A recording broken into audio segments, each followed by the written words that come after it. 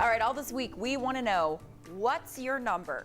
We're taking a deep dive into not your phone numbers, but the Enneagram personality test. It's been growing in popularity as more people are using it in therapy, counseling, business training, and it's even getting the attention of successful meme and graphic design accounts on Instagram. I think it's fascinating. It's a great way to really understand who you are and how you deal with situations and other people. Now, if you're unfamiliar with what we're talking about, again, it's called an Enneagram, and here's a quick breakdown. The Enneagram features 9 different personality types based on a person's core motivation, biggest desire, and greatest fear.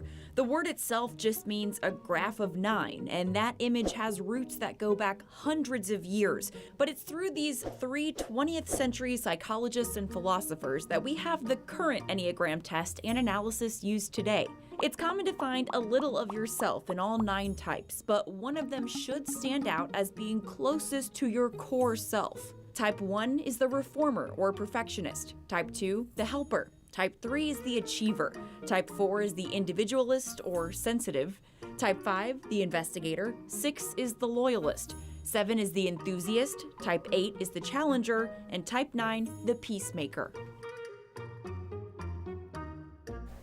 And now everybody can look different with those personality types. We had the newsroom take this test. So of 47 people in the news industry, we were split between 8 of the 9 types. We had no 4s and mostly 7s. We did find a former employee, though, that was a 4. Yes, so we did have some of everybody in there. And this is important to know because when you're working in one industry, you may think everybody's on the same mind type as you, but they're not. We've got every personality covered in our industry right here, and that's just one example. And we want to tell you what our types are too. Yeah, we do. And by the way, I think that's important, especially for a news organization, to have so many types of Enneagrams. Okay, here is our Enneagram listing. You see Todd, a 7. He's an enthusiast, no surprise there. Shannon is also an enthusiast. Yes. And Katie and I are both 3s, which the achiever, adaptive, competent is what I've read.